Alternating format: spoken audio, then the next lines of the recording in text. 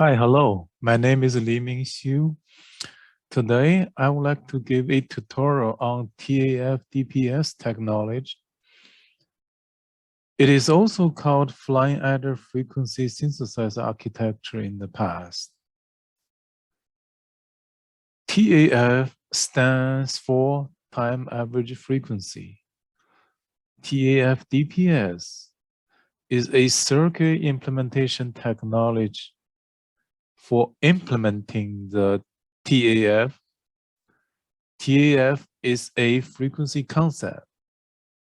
TAF-DPS is a circuit technology. TAF frequency concept is different from the conventional frequency. And the TAF-DPS is different from the conventional frequency synthesized technology like a phase lock loop.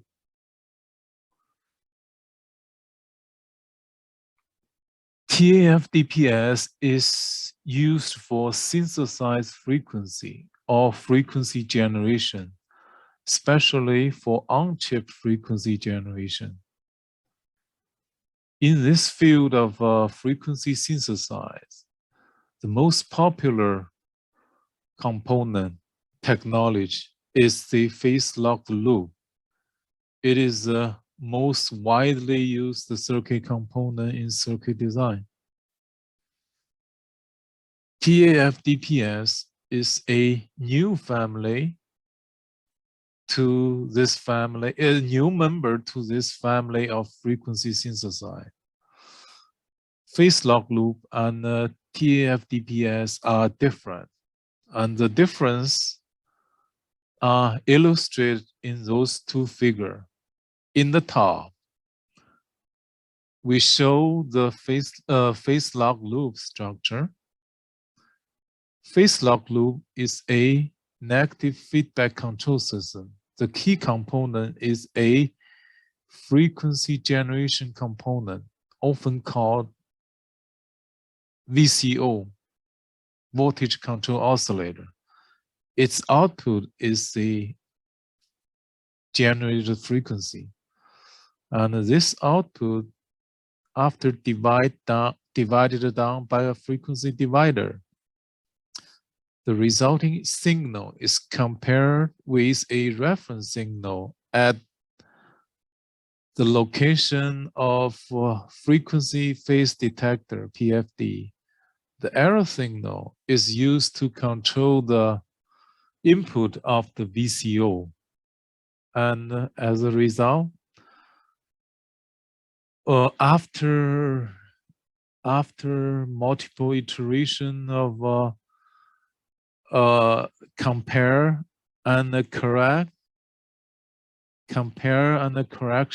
after multiple iteration of this action, a condition called equilibrium can be reached.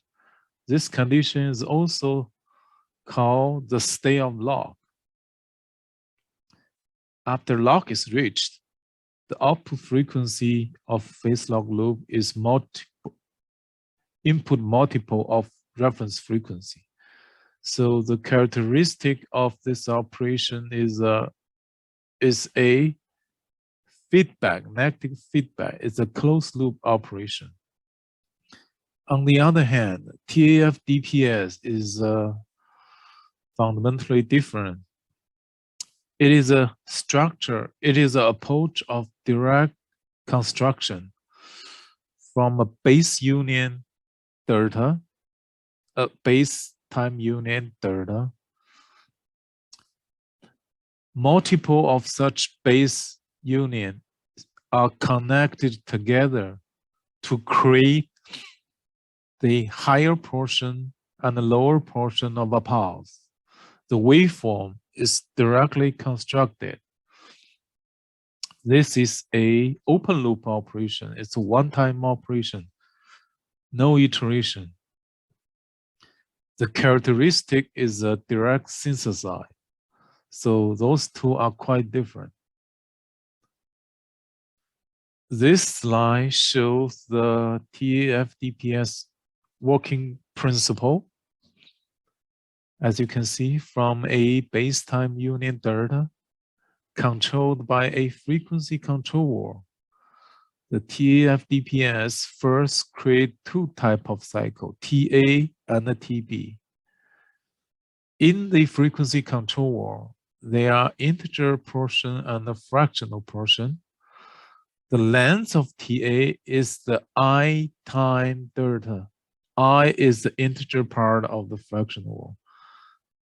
The length of TP is 1/3 longer than TA. So by using those two type of pulse together, a pulse train can be generated. Its frequency or its average period is expressed in here. The occurrence possibility for TA and TB is controlled by R. R is the fractional part of the controller F. Now, if we want to synthesize the frequency of F, we have two ways of doing it. The first approach is the conventional approach using conventional frequency. The second approach is using the TAF method. Now, since we are synthesizing the same frequency F, in both cases, we're supposed to find F number of pulses in the time frame of 1 second. However, the internal structure of those two signals are different. In the conventional frequency case, all the pulses are identical. In TAF case, there are two different types of pulses. Now, if you look at the distribution on the left, the conventional case, you see a line at the location of T, which is a frequency, 1 over F. In the TAF case, you will see two lines, TA and TB. In a location called TTAF, a virtual frequency actually can be found in here. And this virtual frequency is aligned with the T in the conventional frequency because we are trying to synthesize the same frequency F. So conventional frequency and the TAF frequency are fundamentally different.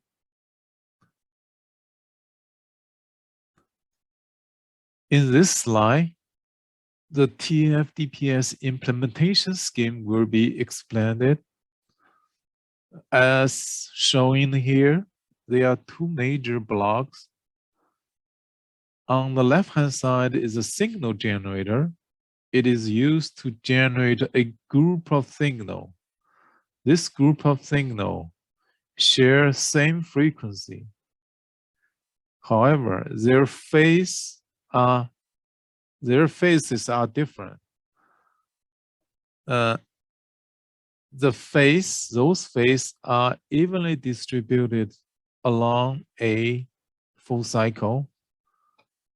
The time difference between any two adjacent signal is the delta, the base time union we mentioned in here.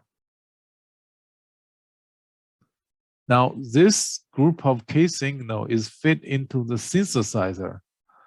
The synthesizer circuit has two parts, the upper portion and the lower portion.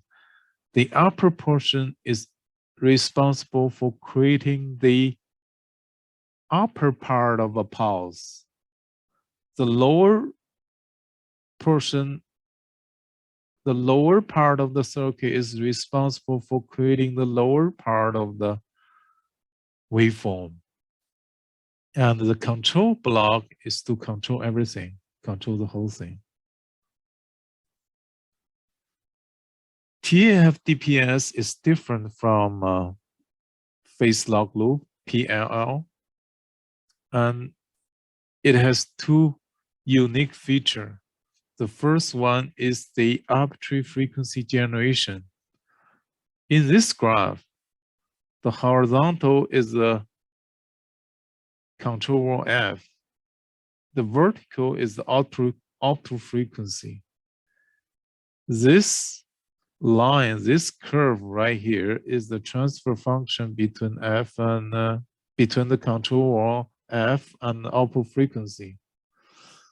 Theoretically, any frequency, any point in this along this curve can be generated as long as enough resources given. The second feature of instantaneous frequency switching is shown in this drawing. At one particular moment, if a command for switching frequency is received, then 2 cycles later, a new frequency will be available. In other words, the frequency is changed after 2 cycles. This operation is, this frequency switching is instantaneous.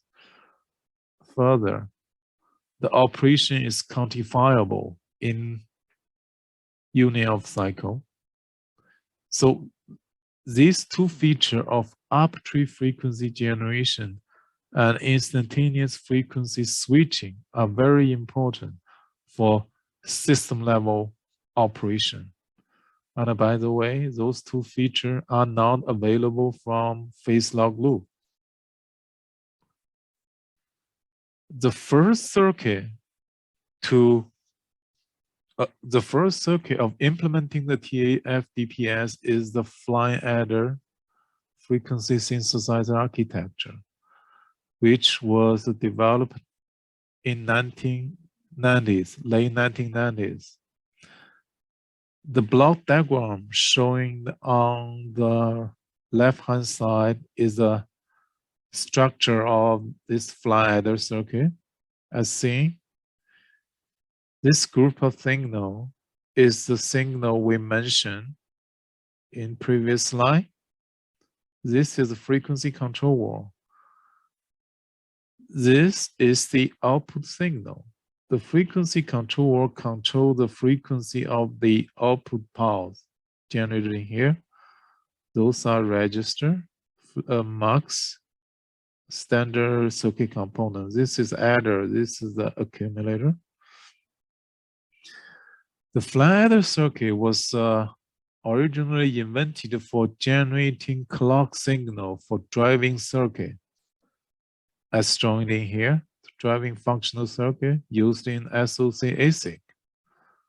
And later on, it gradually spread into other fields, being used in other applications to solve other problems. The structure and explanation of this circuit can be found in chapter 4 of this book. Also, in appendix 4.8, there's a short VHDL code example to describe this circuit, can be used for reference. So if you want to know more about this circuit, I recommend to check this book out. Now let's talk about how do you generate this group of signal. This group of evenly distributed signal can be generated by a circuit component called ring oscillator, multi-output ring oscillator. Ring oscillator is a popular structure in the circuit design. VCO used in phase log loop is often constructed by using ring oscillator. So there are many ways to design ring oscillator, and in this slide, I present the 3 approaches. The first one is a multiple delay stage, which is often used in the design of VCO for PL.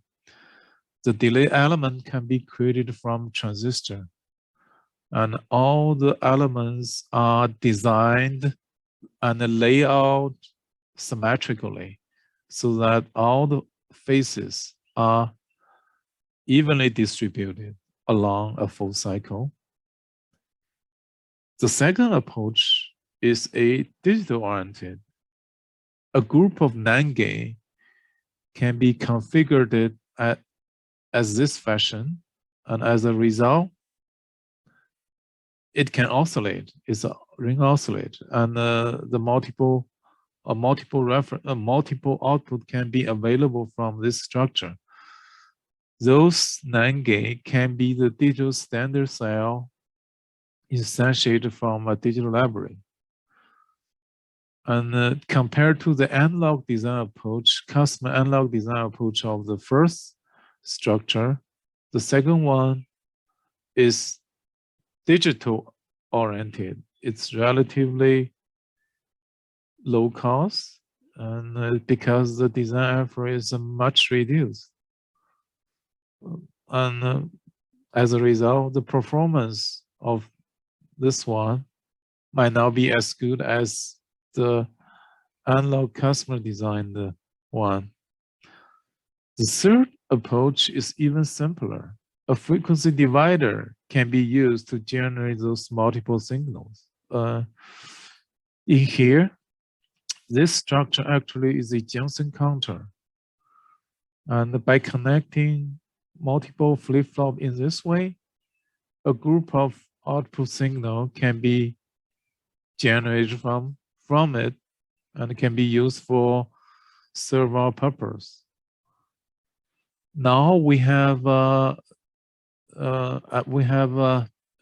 talked about all the major circuit blocks on TAF-DPS. Let's move on to give a numerical example to see the operation.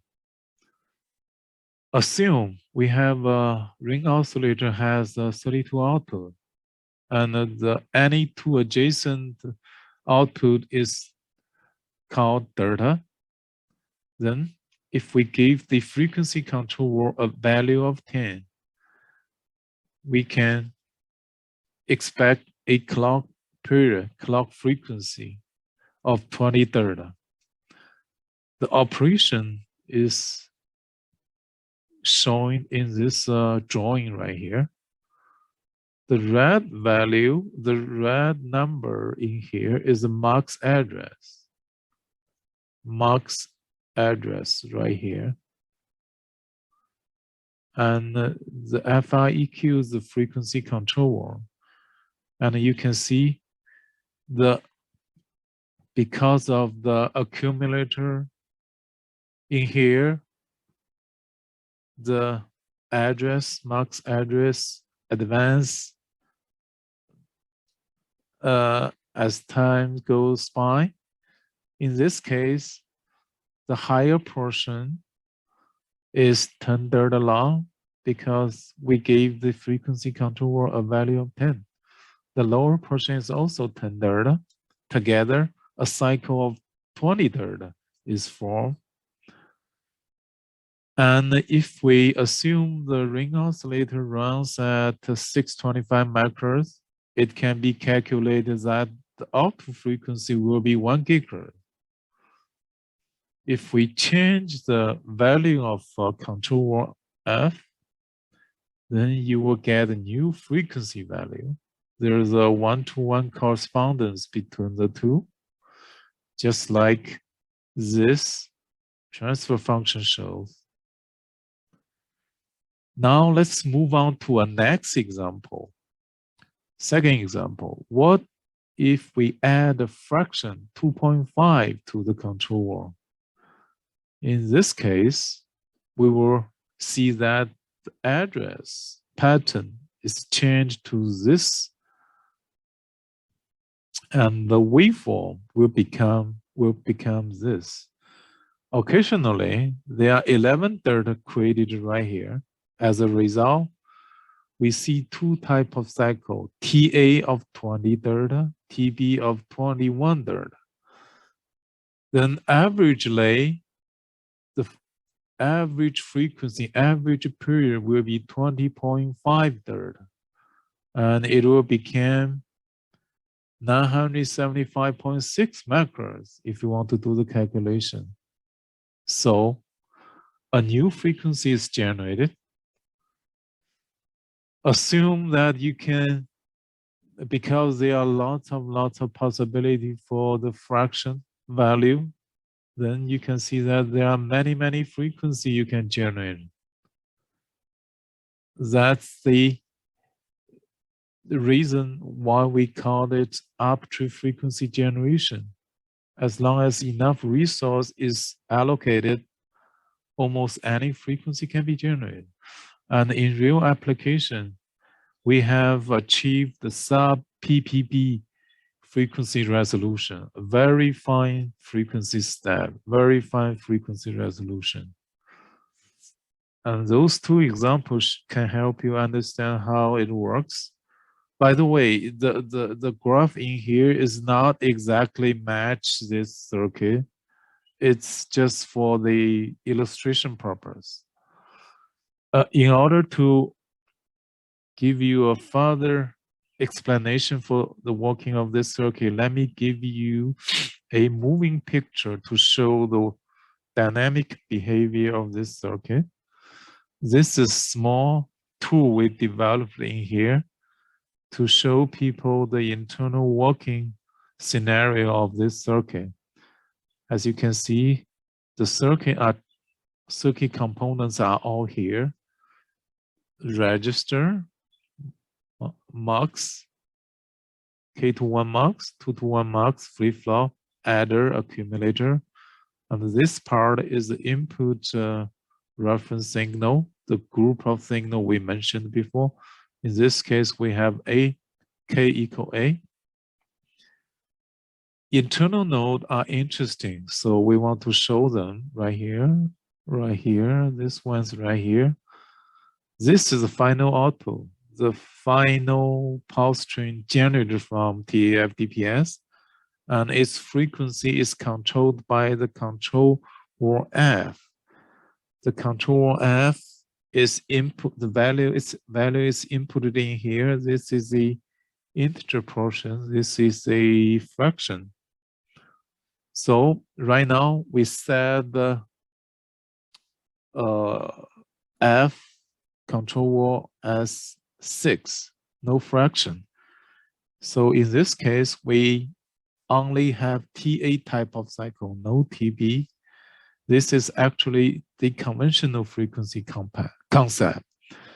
So we should expecting a 6 delta long TA pulse in here. So let's do it. So you see the pulse is continuously being generated. It's 6 delta right here. And here's the ring oscillator output fit into this TF-DPS. Those are the internal node, internal signal. By the way, those are the address update. You can see the value is continuously update as the circuit goes. Those values are updated. Those values should be very helpful to understand this circuit. Now, let's change this to 12. So in this case, we change the control wall and we make the frequency slower. Let's see.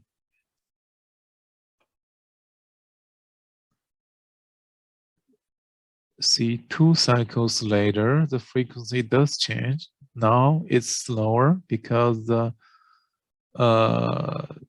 period of this cycle is become 12 now. It's slower. And by the way, you can also check the address update pattern.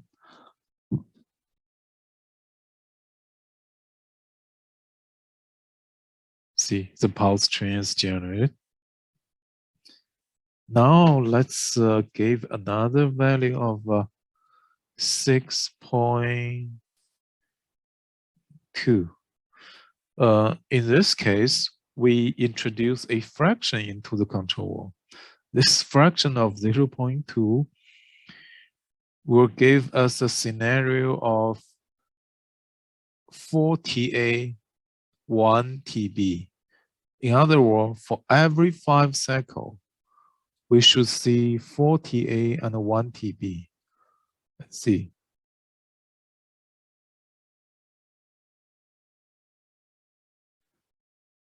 Okay, so the frequencies start to change right here.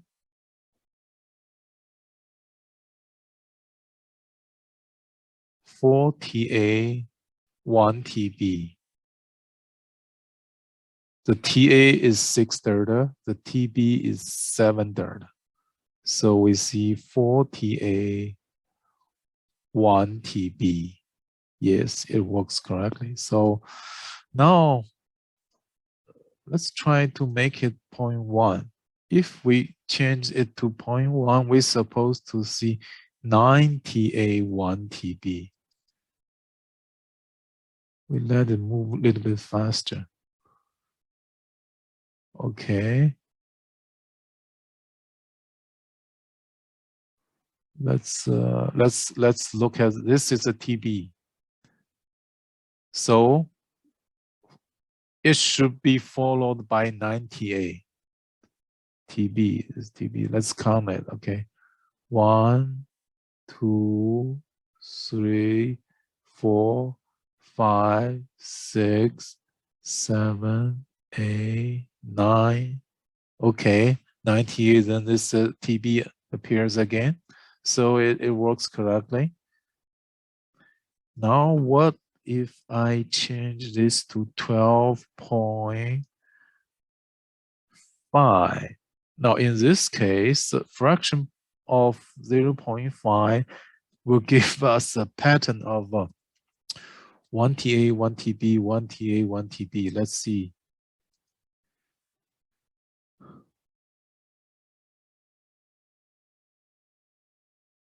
See, here is a TB, which is 13 thirds. Here's a 1 TA, which is 12 thirds. Then TB again, 13 thirds. TA, 12 thirds. So it does behave like we expected. Now let's give one more example of 14.25. Now we're supposed to see 3 TA, 1 TB. Also, the size of TA is 14, the size of TB is 15. So it will be a little bit difficult to recognize the TB because they are more similar now. I suspect that this will be, let's find the TB first. Yeah, this is the TB, 15 thirds. Then it's supposed to follow by 3 TA, 1 TA, 2 TA, 3 TA. TA is 14 thirds. 15 thirds, 14 thirds, 14 thirds, 14 thirds. Then you should see another TB. Yes, another TB. So, so the circuit works correctly, and this tool is very, very helpful to understand this circuit. Although there are not too many components in this circuit, TF-DPS, its working mechanism is quite complicated. It requires a lot of brain power to figure it out. And you can use a VHDL simulator to study it. You can also use this dynamic tool to study it. You need a tool to check it out. You cannot figure it out by using your brain, only using your brain. It's too complicated. Okay, now we have we have talked about the circuit, and we have showed the example, we have showed the tool. I would like to spend back to the slide, and I would like to spend a few more minutes to talk about the impact of this TAF-DPS. And as we all know, clock signal is very important. It's almost the most important signal in circuit design. For any chip design, the first thing you will consider is the clock signal. The frequency synthesis, frequency generation is the most critical task in the field of IC design. And the clock generator lies at the bottom of the entire microelectronic business. Why? Because clock signal is used to establish the flow of time inside the electronic world. It is used to create sense of time inside the microelectronic. So clock generator, frequency synthesis, has a profound impact for the entire field. Its impact can be great, can be significant. And as a new member to the frequency synthesizer family, TAF-DPS can be considered as power tool as compared to the manual tool we used before. So those two features of arbitrary frequency generation and instantaneous frequency switching is the enabler for system-level innovation. Its impact can be huge. Now, if we move to a higher perspective, the TAF-DPS actually is enabling a train change. This change of train is, as I called it, the turn of Moore's law from space to time. The two illustrations included in this slide shows the big picture. It gave the overall of what I mean by the turn of Moore's law. This is a big topic. Now, if you want to know more about this topic, I suggest that you check this book out. This book will be available after June 2022. It discussed a lot of fundamental issues in the microelectronic business. It has a lot of discussion on Moore's law, the future of Moore's law, how can we move forward, the future of microelectronic business, the future of circuit design. It has a lot of discussion in this book. And as I understand, almost everyone has an opinion on Moore's law. So if you, I recommend that please check this book out. And for all the materials I presented in this book, if you have any comment, if you have any suggestion, if you don't agree with me, or if you agree with me, please, if you want to say something, you can contact me at this email address. All right, and I think I will stop today right here. I want to thank you for your time to watch this video. I hope that this video is helpful to you. Thank you. Bye-bye.